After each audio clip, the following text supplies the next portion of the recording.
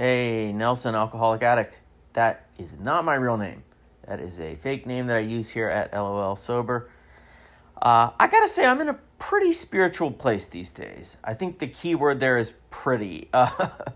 By that, I mean I'm living a mostly, a sober life, and that's good. But I do have moments almost every day where I want to pull my hair out about something. I got a full-time job. I got 3 kids. I'm married. I have a house. There's always something. The oven needs to be replaced right now. There's always something, right? And you end up, like I said, pulling your hair out about something. And that's probably common amongst addicts and alcoholics, but actually that's probably all people, right? Like even the most serene people on earth probably have a thing or two every day or every week where it drives them a little bit nuts. And one thing I noticed recently about myself, I end up laughing about almost every one of those aggravating moments. Sometimes it takes a week before I laugh. Sometimes it takes a few days. Other times I call a sober buddy and 2 hours later I'm laughing about it with him. And that got me thinking, if I'm going to laugh about something aggravating later, why can't I do it closer to the actual aggravating moment? Why wait 5 days or even 5 hours to recognize that I'm probably overreacting and that there's probably some humor in whatever situation I'm in?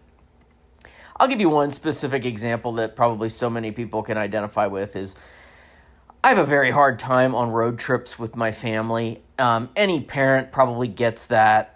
You plan to leave at 10 a.m., then somebody forgets a bag and you have to turn around and then you leave at 10:42 instead.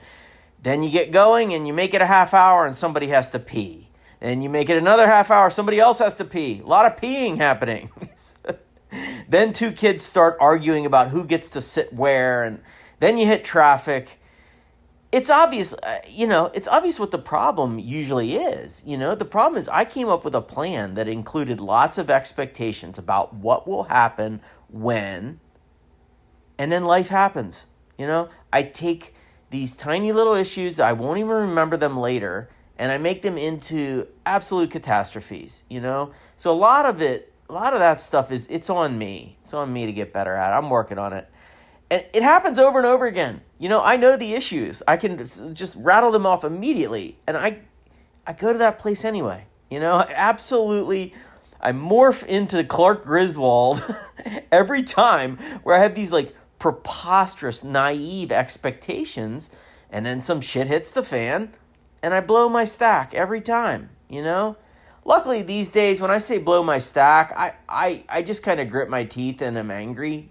I don't actually yell at anybody or punch anybody or anything like that. So that's progress.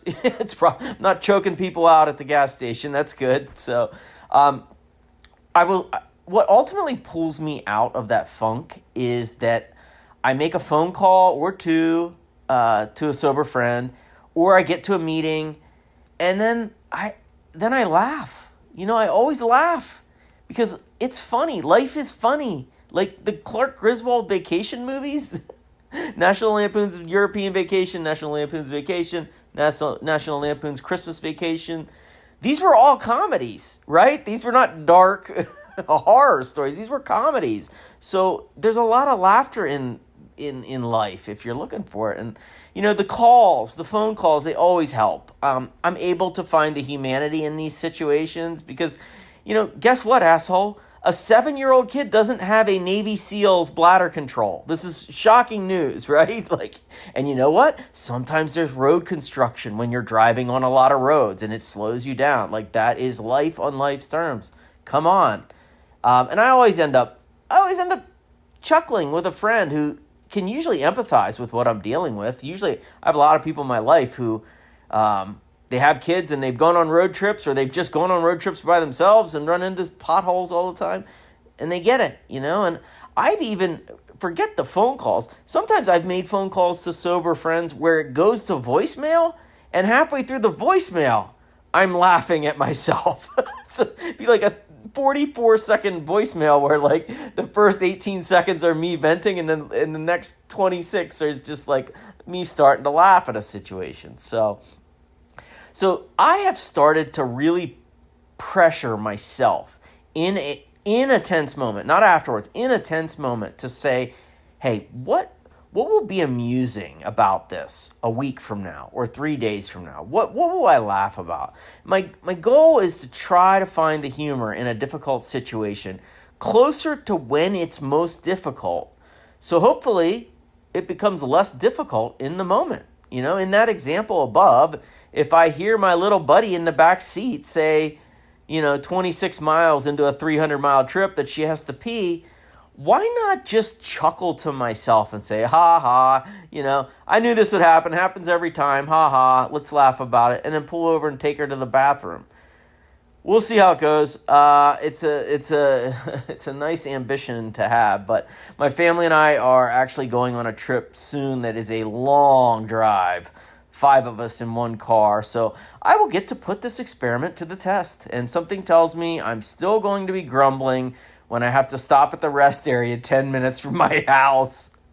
But maybe this time, instead of an hour of grumbling, it'll be 5 minutes of grumbling and 55 minutes of laughing to myself. We'll see. Thanks for letting me